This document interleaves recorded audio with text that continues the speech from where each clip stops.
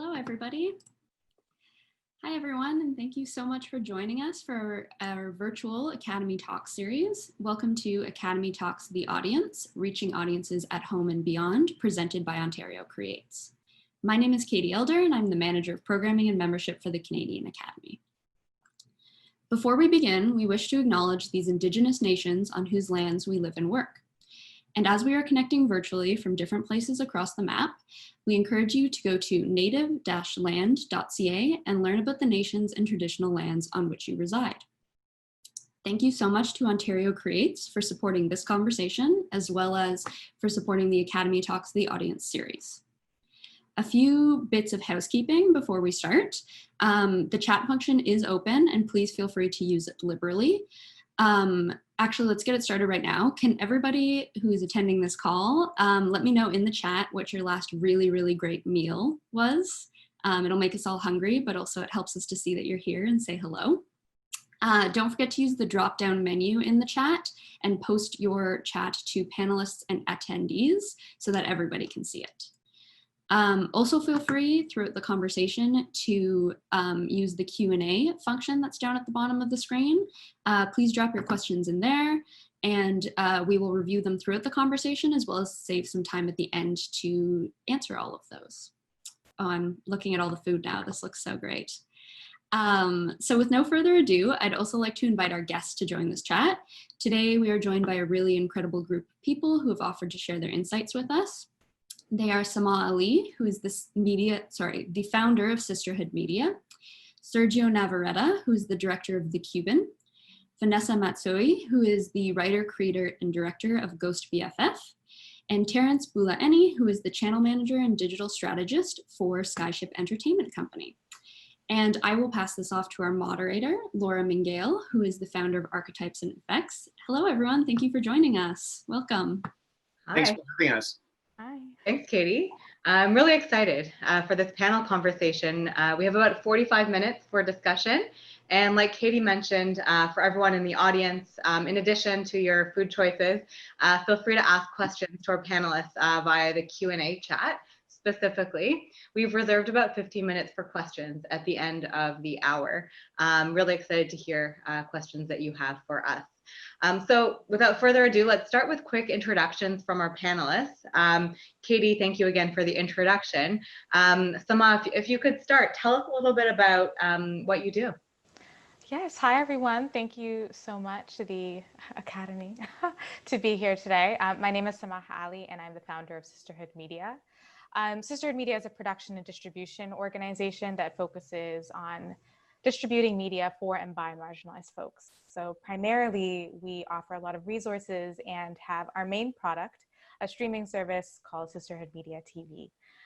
That is where we disseminate mostly short films, series, and documentaries. So that's my day job. And in the afternoons, evenings, and weekends, I typically do programming for a number of documentary film festivals, most notably Hot Springs Documentary Film Festival in Arkansas and Doc NYC out of New York. Excellent, thank you. Keeping busy. And Sergio, what about yourself? Hello, everyone. My name is Sergio Navarrete. I'm a film director. I occasionally produce as well. I run a production company called Snap Films with my partner, Alessandra Pichon. And we set out to make film and television projects that have some kind of a strong social message. So while we strive to make projects that are entertaining, the thing that gets me out of bed in the morning is making projects that have some kind of social commentary. Thanks for having me.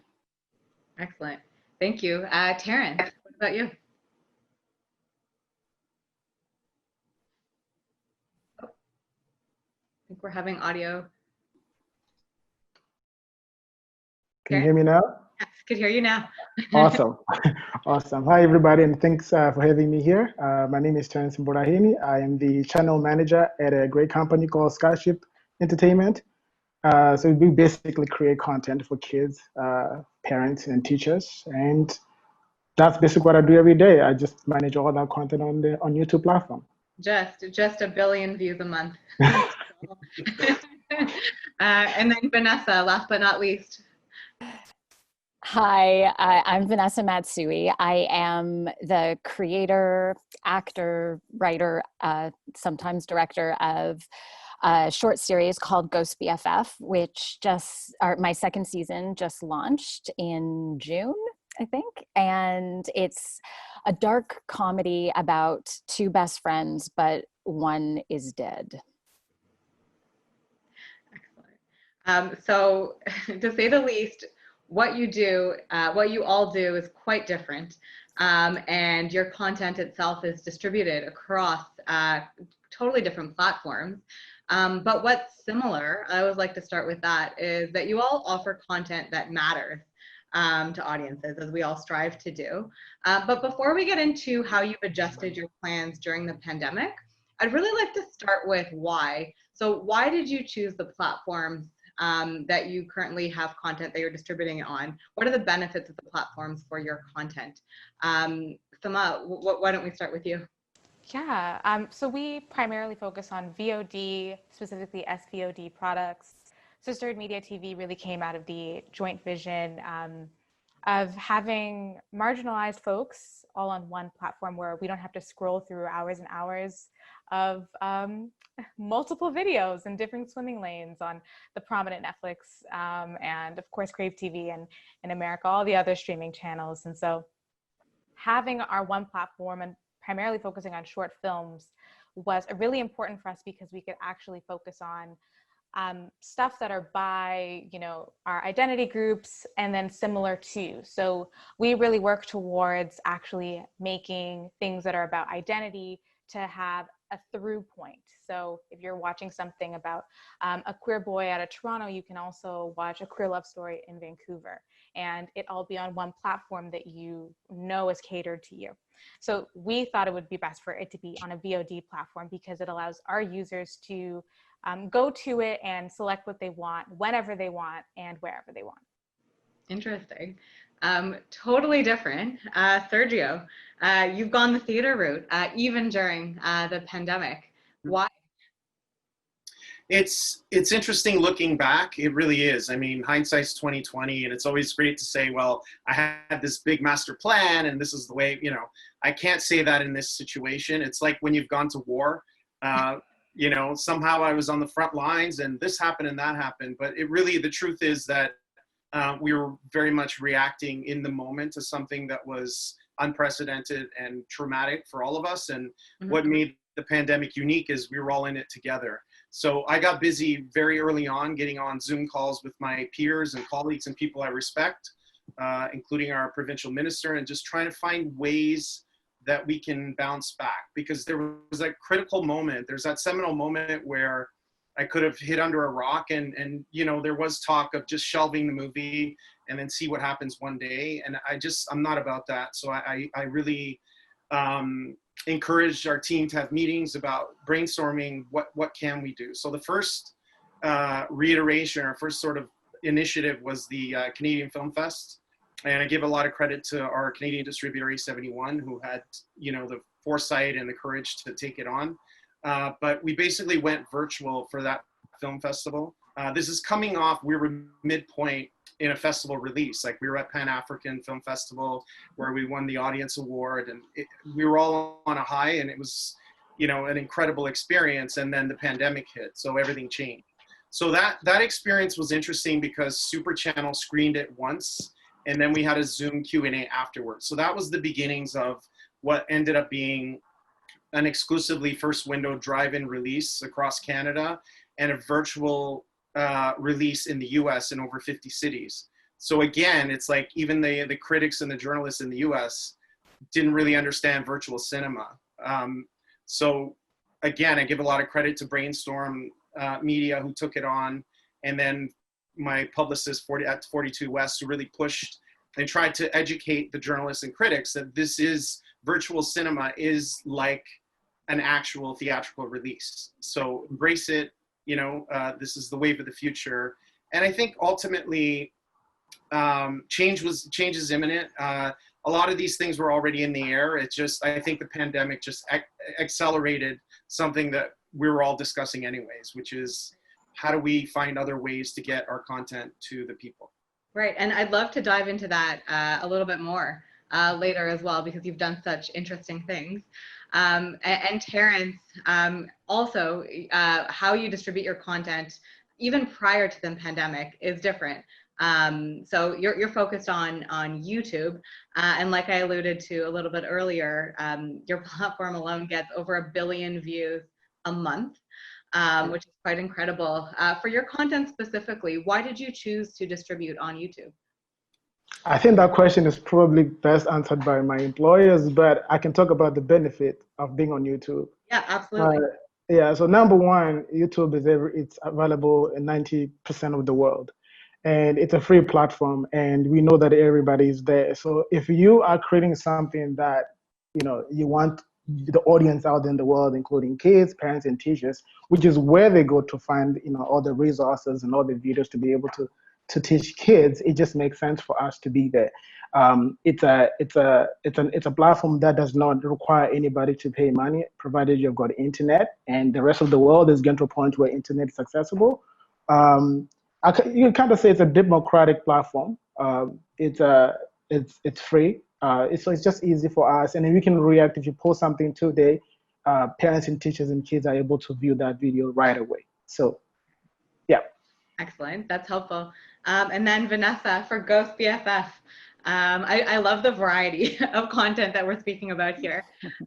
Why did you choose to launch it? So yours is different. So while it's available on YouTube, you actually have a partner platform that it premiered on. Can you elaborate on that?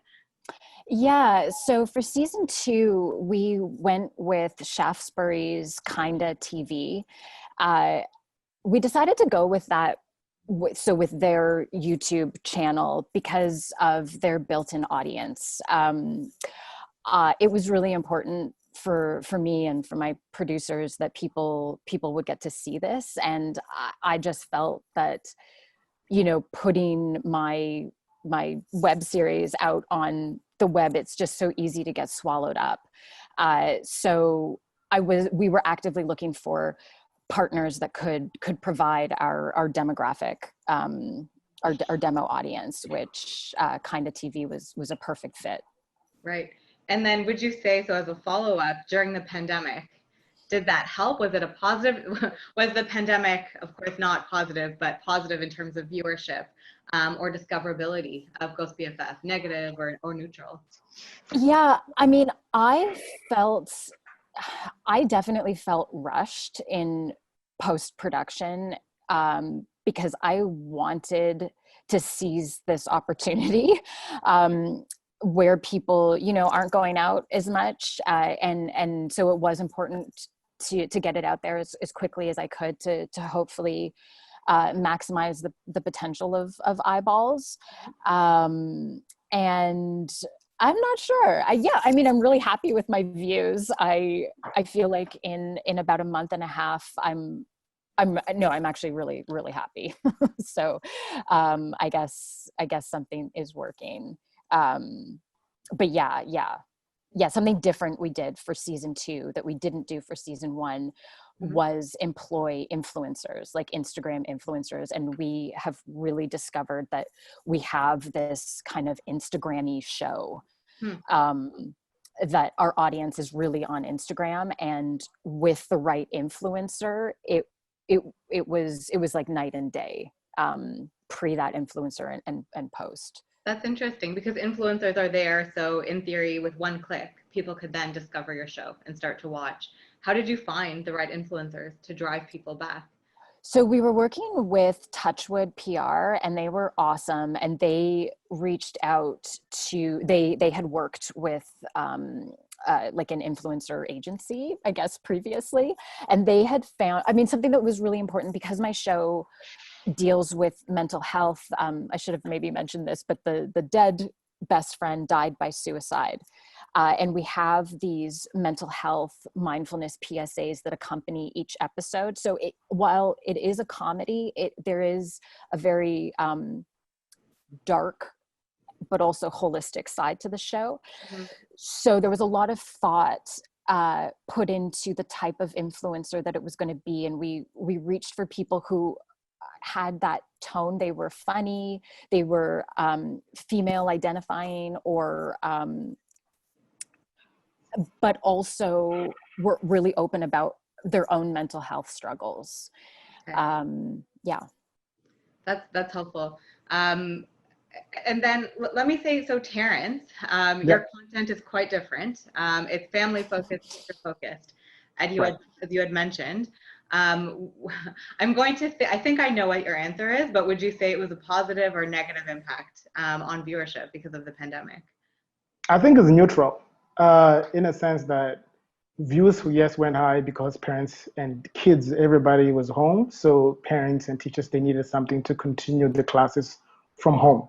With kids being introduced in online classes. So our content was the best fit for that. So neutral in a sense that, you know, we're getting all these views, but at the time where it's not necessarily a great time, you know, this disease, this pandemic, it's not good for everybody. But at the same time, so we can't really say that it's positive or negative. I think we just be happy to be there to be able to provide content during this time. Right. And would you, so pre-pandemic versus during the pandemic, which we're of course still in, would you say that your audience has changed, or your strategies for finding the right audiences has changed? The audience hasn't changed. I would say maybe the audience is starting to expand, probably in countries that maybe they didn't actually look at YouTube and our content as a go-to. But in terms of the strategies, we noticed that, you know, not that parents at home and and everybody's at home, people are going online to search for something that they can use to teach their kids or entertain their kids. So in terms of search and also just looking at algorithm on YouTube, we noticed that YouTube is pushing some kind of content. So we thought, how about we meet both the machine and the people halfway? So what we've done is that we started, you know, reaching out to some of the great channels to create collaborations. So for instance, if we have content that focuses on healthy habits or healthy food, then we create playlists together. So the other channel will create the same playlist, the same videos, will do the same, and come up with titles that are easily search shareable, so that it's just easy for when the parents go on YouTube to search for something, that is just easy. Instead of actually searching for a single video, they can find a playlist which they can just put up and then you play for as long as they want. So we just find ways to meet people halfway, basically. I like that you looked for other partners. You're not competing. You're complementing in terms of the content and the overall experience that you're offering. Absolutely. Yeah, just because you're on YouTube doesn't mean that everyone will find you. And that's the thing. And that's the thing about YouTube. There's no competition on YouTube. It's the audience. There's so many people out there in the world. So the audience, there's audience out there. The question is, are we providing content that they want? And then if you're working with other content providers or creators that are creating similar content as yours, it's just best to work together. Interesting. I love that.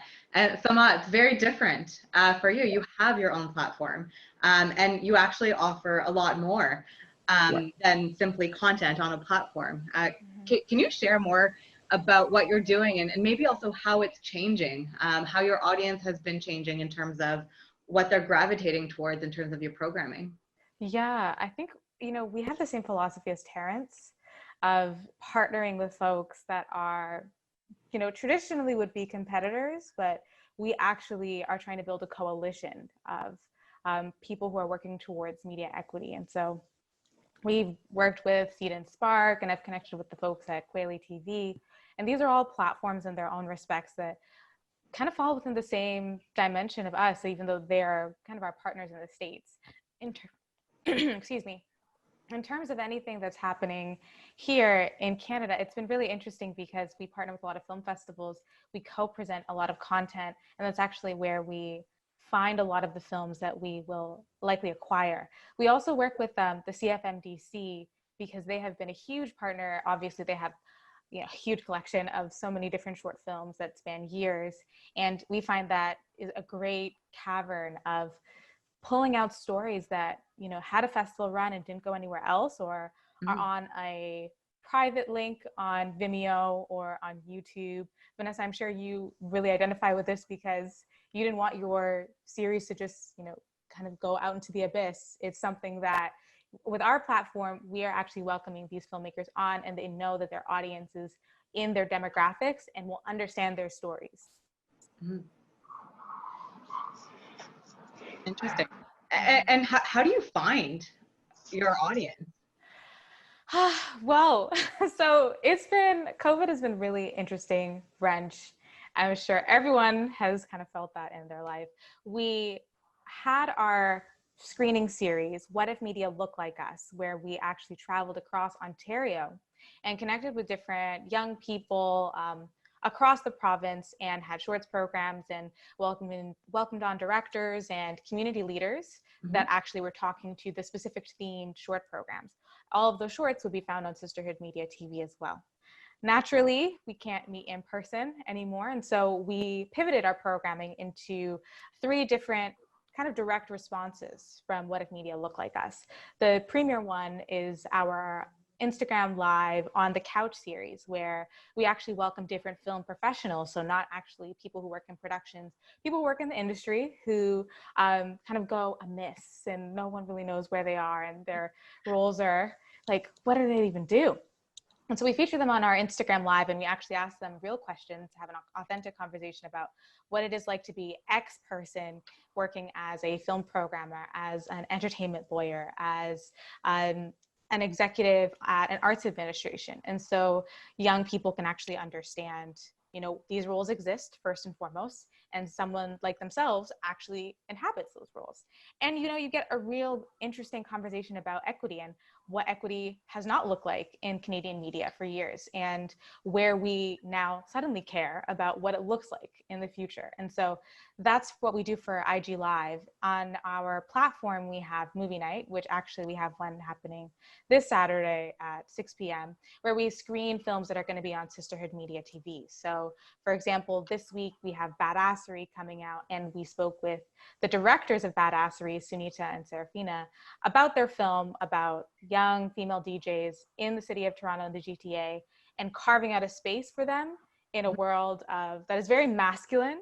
And when we associate MCs and DJs, we typically think of men instead of queer women, instead of straight women, and that's what that film is. And finally, we have the most rewarding resource, which is our Skillshare, where we actually teach people the different elements of setting up something like what we've done. So like a production company, a distribution platform, teaching them about option agreements, things that are very much held within the academic realm of applying to a film school and learning all the bits and bobs of the industry. And we offer it free to the community. So by that, we've naturally, organically grown our audience for them to now invest in Sisterhood Media TV as a product, and then our TVOD products, like all of our Skillshares that we keep available after the fact. Wow, I love it. You have such a clear purpose, but then you have so many different pillars to your business that help to focus on that purpose. But you're not just focusing on stories, you're empowering people to tell their own stories. You're putting people on a pedestal in terms of the creators of the stories, and building a community in doing so. That's quite exciting. And I love that you have so much going on. It's not just a platform, it's a lot more than that, which stands out. You mentioned festivals. Sergio, I'd love to come back to you. You had mentioned, as you mentioned, you did quite well on the festival circuit leading up to the launch of the Cuban. Can you tell us a little bit more about what role you think that film festivals will continue to hold in film distribution, especially now that a lot of the programming has been switched to online? Yeah. Well, I think it's essential and imperative. I mean, we opened at Whistler, which was an incredible experience, and then it started to travel. Right now, Venice, the oldest film festival in the world, is happening, and then soon TIFF. I can't tell you how important TIFF was for me, whether it was hiding in the bushes and meeting one of my heroes, to sitting in master classes with Robert Altman. I mean, these are all things that maybe you take for granted. You just get caught up in the craziness and the frenzy of it, but so essential. And So I would say they're going to continue to play a big role, and it really attracts an audience that is primed for certain types of movies. And you know, when you win an audience award, that means so much. When you win a jury award, you know, like I think it helps raise the profile of a movie, and I'm a big supporter of that. And but you do need a PR machine behind it, if you know, because when TIFF or other festivals are showing 300 movies, it's super easy to get lost.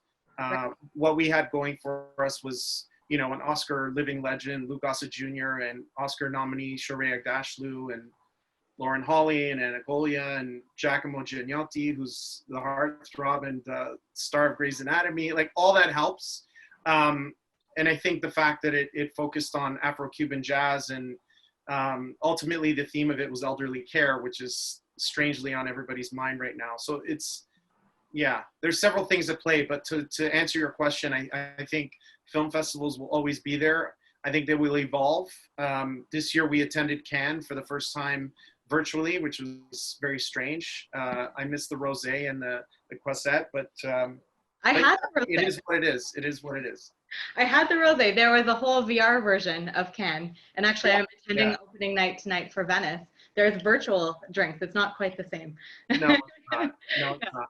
But you know what? I think we have to admit, I mean, Cannes it's so magical and so crazy that oftentimes you lose sight of why you're there with jet lag and alcohol or whatever else. Like, it's just too easy.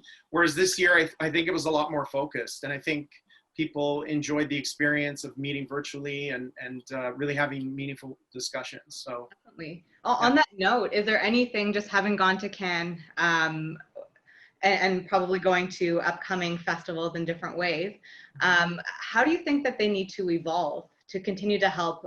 There's deal making that happens. There's of course like a whole launch for consumers, but what's missing? What's missing is, I'm just speaking historically now. A lot of people, I don't know, someone comes from Iran to present the movie and they're like, at TIFF, and where are the parties? It's like, I don't know. But I mean, it's sort of like, it's so huge that I feel like in the past, filmmakers had a hard time, or Cannes is even more daunting. Like, you can get so lost in Nikki Beach and all the other parties that you lose sight of what we're really there to do.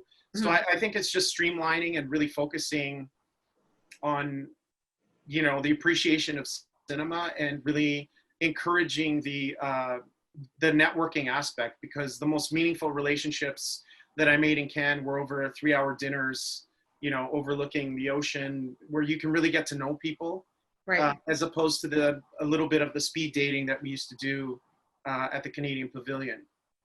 So those are, I don't know, some of the things. And also the virtual element is not to be discounted. I think it's going to be a big part of us moving forward. And, you know, in this pandemic, we've learned that we can get so much more done without having to fly 8 hours and you know, try to be at 7 places at once. It's just, yeah. So I think the virtual part will really play a bigger role in all these festivals, for sure. That's great. And do you think we need all of these festivals?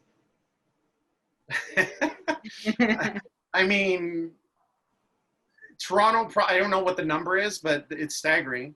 Yeah, I think we do, because, you know, the Jewish Film Festival, the Italian Film Festival, I mean, using a relative, you know, something specific to my life, like ICFF in Toronto, when they opened our film virtually at Ontario Place, and we did a red carpet drive-through, and I mean, all that was because I was a part of a community that was very familiar to me, and they've been really gracious and supportive. So yeah, I think there's a place for, and they're all success. Most of the festivals here are successful, so obviously people are enjoying attending them. Definitely. Could you share a little bit more? So you've mentioned drive-through very quickly. Your red carpet event. Can you share for the audience what you did? Yeah. So I'll go back to the Canadian Film Festival. We did a red carpet via Zoom. So we were all on the red carpet, but all separate, obviously. And that was really interesting. And it was strange because it was the first time I was like out since the pandemic hit. And I got to interact and socialize with colleagues and peers. It was really fun. But Ontario Place was it was epic, and I'll never forget it. I mean, it was, you know, I drove up to the red carpet, and there was the hosts on the carpet on one side and the media and the cameras on the other, and we drive through and they hand me a tablet and I do my introduction and my Q&A via Zoom, and my big head is on the big screen, which was really distracting. So it was strange. It was like having to adapt, but I think it was one of those memorable experiences that none of us could have predicted 6 months ago. I love it's different and it's creative. So people are going to pay more attention because it is not the same red carpet. Very creative solution that you did. Samah, so you actually don't focus on theatrical releases for your content. Can you share just perspective on why it actually is not important for the content that you distribute? Of course. So I think we don't focus on theatrical in the same respect as Sergio, of course. What we do, obviously, as I mentioned before, we do the in-person screenings, and whenever we do a theatrical-based room, it is with a very specific purpose. It is, we are here to, you know, see a Schwartz program and have a conversation.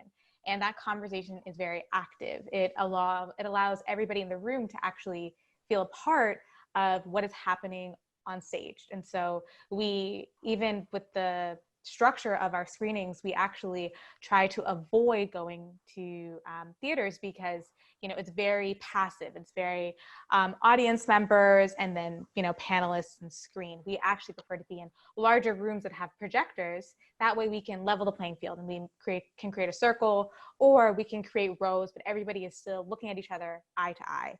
And we believe that actually ends up building a stronger community, because when people leave our events, they feel empowered. They feel like they have participated in a discussion, that they were active there, that they met people, that they networked with folks who live in their same city, and they went home feeling, you know, rejuvenated. And that's a part of building our audience and a part of our community. We actually really call folks family, because the idea of Sisterhood Media is for us to be very adversarial and then also very encouraging for folks to find their own respects and also work together for the media industry that we all want to see as, you know, time goes on. And, you know, naturally, because of COVID, we've seen that turn virtually. And just on the festival topic, working at all these festivals this year, it's become brilliant to actually see full teams of folks who are there. I totally agree, Sergio. It's no longer just a director or star. It's the entire team being able to talk on a Q&A because it's virtual and everyone can, you know, zoom in with internet access, of course. And we can actually have a full conversation about, you know, what happened on set, what were the relationships like, who hates each other now, like, and that's something that we couldn't have before because of financial constraints. It adds a lot more to the experience. So I know we only have about 5 minutes left before we open it up for Q&A. I have a few questions I'm just going to open up free for all to the panelists. Can you share a little bit more about any other examples that you think would be useful to share with the audience about things that you've done differently during the pandemic, what's worked, but also if there's anything that you tried that did not work that could be good to share for learning? I can start off. For the premiere of Ghost BFF season 2, we did very similar to this. We did an online virtual Zoom, and we didn't screen anything. People who had registered ahead of time, they received a secret link to the first 3 episodes. Yeah, they're fun. And then they would come on, and exactly what Samah was saying, we were able to have our director, who normally lives in LA, all the different actors who were able to participate could just Zoom in, myself, my producers. And then what was super cool about the event, though, was that we did a restorative yoga session at the end. And it was this real moment where, like, I'm getting emotional even talking about it now. It was awesome. Like, I felt this release afterwards, and a lot of people were texting me after the event and they were like, that was really amazing and powerful. And I think it was cool because, you know, we didn't need to, like my premiere for season 1, for example, it was at the Lightbox. It was super fun. And I loved engaging with the community one-on-one like that and in person. But, you know, I was drunk, like we were all drinking. It's not, and this was just this whole, I was like, oh, wow, people needed some restorative yoga in their life right now. Like the people didn't need to go get wasted at a theater. And it fit really well with the season. And anyway, it was a really unique experience, very COVID, but very fabulous at the same time. Yeah, very COVID, very fitting with what your audience is looking for, but fitting with your story. I feel like I want more of Exactly. that. I want more of those screenings. Since it's not COVID anymore, I want it lifetime. That sounds amazing, Vanessa. Exactly. No, exactly. I learned a lot about life, not just filmmaking. That's great. And Sergio, I'm just going to put you on the spot. You mentioned something about Thanks, Laura. Can you share? Are you open to sharing what you're considering doing with record stores? How do you know about that? I heard. I haven't. Yeah, so we're trying to the music, the Cuban really is a testament to the power of music, and really, so now we're connecting to, you know, like music programs at U of T, the Alzheimer's Society or Baycrest, institutions and organizations that our movie's message aligns with. And, you know, like, wouldn't it be amazing to go do a screening at the Apollo? That's one of my dreams. And I know they're doing virtual screenings. So they'll send out an e-blast to their patrons and say, we're not open to the public, but support us and come see this movie virtually. And then we'll have a discussion afterwards. So that's kind of the idea. We did one for an organization called Folix in New York City. And it was, I mean, it was incredible. It was such a thoughtful, evocative discussion afterwards. And I just really enjoyed it. And Mr. Gossett right now is in Atlanta, and the other actors are in LA. So it's a wonderful opportunity for us to get together and have these meaningful discussions, you know, through Zoom. But yeah, that's one idea that, you know, I want to say one thing though. I mean, I don't want to get too political on this platform, but everybody listening in will know what I'm talking about. We do have, there's a big presence here of Netflix and Amazon, and one of the things that came up first week of COVID is, you know, you got to call Netflix and they need to be screening your movie and they're starved for content. But I don't think that's really been the reality. You know, are they open to hearing from Canadian content, you know, providers, creators, artists? I'm not sure. So maybe that's something that we can work on collectively as an industry, is really opening up forums where they will hear us. And, you know, I think COVID has taught us that there's more to the world of content than just Hollywood. There's many voices and many different types of content and different audiences. So that's one thing that I think is, like, right now, I'm a big supporter of Netflix. I think they're an incredible company, and, you know, I invested in their stock like many years ago. That's how much I believed in them. But, you know, I think we have to open up the discussion around Canadian content and really opening up those conversations with the Netflixes of the world so that they're open to our content. And I think the work that Samah is doing and Terence and others is really helping to foster that, which is important. That's great. Actually, that's a great idea for just a wrap-up question for each of you. I'm going to ask you first, Sergio. What do you think is the most important thing for our industry to do, or how should the industry be evolving, just given what we've learned so far during the pandemic? Well, first of all, it's a collective pride in being okay with saying, this is Canadian, and I'm going to speak from a voice that's authentic to me. Growing up in a multicultural city like Toronto, you know, the Raptors and Drake and many others have proven to the world that what we can deliver in terms of content is as good, if not better, than anyone else. So, so it's moving beyond the shadow of that insecurity, because we're in proximity so close to the US, just moving beyond that and really being confident in our work.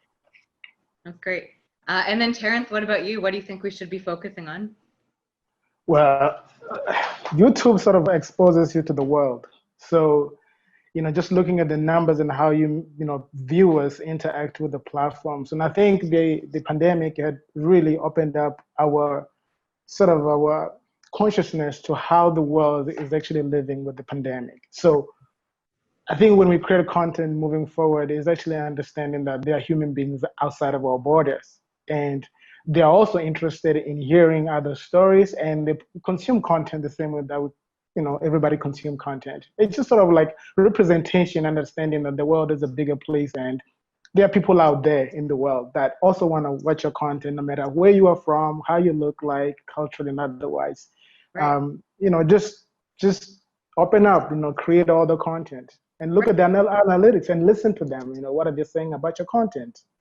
Yeah. Exactly. I mean, you have the rich insights that you have on YouTube. What I've seen from my own clients on Facebook, it's absolutely incredible. And how you could narrow it down, interest, not just demographics, all the way down to specific brands. And even if you don't have content, that's first distribution point is YouTube. You could still understand your fans' interests and leverage those insights, to your point, for global audiences. And Vanessa, I'll ask you next. What do you think we need to focus on? I mean, I would love to see the industry diversify. I think, a big reason why I created Ghost BFF, I'm an actor. I've been a professional actor for over 15 years. And having people of color in leading roles in this country is like, it's frustrating. So yeah, and I think it really has to go beyond tokenism and like real representation. Exactly what you were saying, Sergio. Like you look at the makeup Toronto, and we're just not seeing that on our screens yet. So I would love for that to happen. It's so many more stories to showcase, so many more perspectives that need to be celebrated. And Samah, like that's actually a great segue to you. What do you think the industry needs to focus on based on what you've learned during the pandemic? I echo everything Vanessa has said. It is vital. It is imperative that we see who we see on the street, on our screens. Otherwise, we'll create our own silos where we can see ourselves. And I think most importantly, with keeping things virtual, I hope that is something that we respect after COVID because of the amount of accessibility that it's created. In addition, recognizing the accessibility barriers. So I'm sure as most of us went online, we realized we didn't have functioning computers, headsets, earphones, the like, and many people still don't have functioning Wi-Fi close to us, like our neighbors and everything. And when the coffee shops closed down, that impacted a lot of people because that free Wi-Fi or the $3.50 and I have Wi-Fi for the day type of Wi-Fi has now been completely changed. And so keeping everything virtual, having the economic accessibility factored in as well, and making sure as filmmakers we have things that are accessible to deaf and hard of hearing communities as well as visually impaired communities, because when we export our files we never consider about burning captions on or even captions in general, and that is essential for everything that is online. Definitely. Wow, this was such a great discussion. I feel we can go a lot longer. Your answers are panels on their own. So thank you to all of our panelists. Don't go yet because we have some questions. I'm just going to see some that we have not yet answered because I appreciate they were coming in. Question from Kevin. Any good examples of effective best practices to drive discoverability? Who would like to answer that? It's a big question. Terence. I think on online in particular, if we were talking about technicality, discoverability, don't come up with the title of something that is really hard to come at. Some people, just look at what people are searching online. And if you have a piece of content that talks about hair or makeup, just specifically talk about that, just because it's easier for them to find. But also look at what online, like Facebook, Twitter, and YouTube, suggestion, the content that's been suggested to you basically tells you that the machine learning has recognized that piece of content. So just learn from there. Don't recreate the wheel. Don't recreate anything. Just do what works online. So I would say, yeah, just do what works. That's good. Easier said than done. But Yeah. it's really about the insights, and sometimes it's just gut because the insights won't tell you what to do. Right. And if you're creating meaningful content, it comes from a place as a creator. So you just, you know, you need to get it out. You don't have to rely on data or even, to push forward. A question from Rachel. What's the best piece of advice that you can give to a new filmmaker trying to get their content out into the world? Who would like to take that one? Just do it. Just do it. Done. How?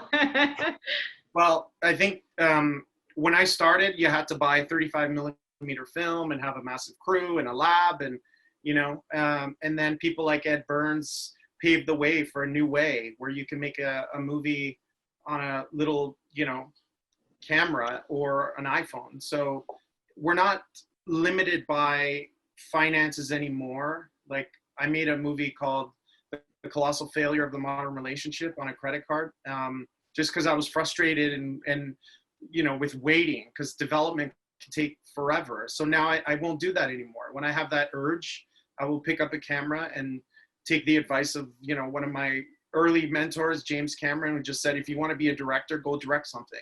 And that's the best advice I ever got. Wow, that's a great mentor to have as a side note. And then can you share any missteps? This is just as a follow-up. Someone else had said missteps on what you've learned, which I think could be actually helpful. So you can go forward and put it out there and put everything into a project, but what should creators avoid doing? During COVID or just in general? Well, both. In general, I think if it's still applicable, anything to avoid would be useful. I mean, you don't know it all. Sorry. Yeah. Go ahead. There's always somebody out there who can help you. Like if you have got a great idea, great, but there are other people out there who can help you. Put your ego aside. Somebody once said, great opportunities are with people. So just go out there and find somebody you can work with. Excellent. And I would also just add that I don't fully believe in missteps or mistakes. I think that the most learning, unfortunately, that I've ever done has been from my mistakes. It's hard to make things without failing. It's hard to meet somebody who's really made it, who hasn't at one time made a big mistake or had a big failure. So I think, I know how easy it is to try to be a perfectionist about things, but it's also important to, take that leap and try not to be so afraid of failing, I guess. I agree with that. I think there was a great quote by Cornel West where, you fail, reset, and then fail better. And that's the whole thing about filmmaking. Exactly. Yeah. Great. Are there any other questions? I have not checked the chat. I see there's a lot going on in the chat, but if you have questions, just so we can see them quickly, throw it into the Q&A. I see there's a handful of fans for the Cuban. So that's not a question, but just a nice shout out. I'm seeing a lot of that, which is great. I'm seeing roast turkey dinner, which was probably from the earlier ask from Katie. Can we talk about the role of government funding in Canada? Yeah, let's do it. I mean, that's a whole other panel. Do we have another hour? But Sergio, don't shake the boat. I know, but I want to acknowledge Ontario Creates and Telefilm Canada. There's a lot of reform happening. I get all that, but we need to continue and keep investing in development, content creation, but also on the other end, marketing and distribution, because that's something we need to learn from our American friends, is really put a lot of resources into PR and marketing. Because if you can make a great movie or a great web series, but if no one knows about it, it's kind of defeats the purpose, I think. So Actually, on that note, like, can you elaborate a little bit on the pitch? Because marketing and discoverability is one thing, and finding the right people. But how do you put that in a tweet? Like, what that story is about? How do you guys distill down stories into a tweet? I think you get a great copy editor. Okay.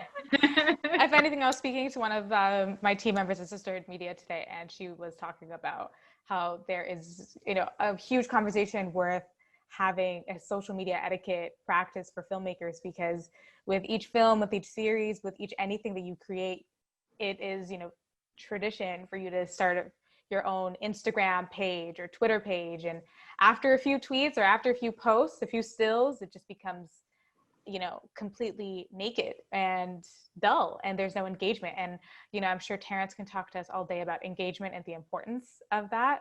But if you don't have a good social media etiquette, and this could be a one LinkedIn learning course, or, buying that influencer's PR kit and just learning something about that, it will go miles for the attention you'll bring for your project. Right. Excellent. So we're about out of time. I'm going to throw, thank you guys again. This was such an enjoyable, insightful conversation.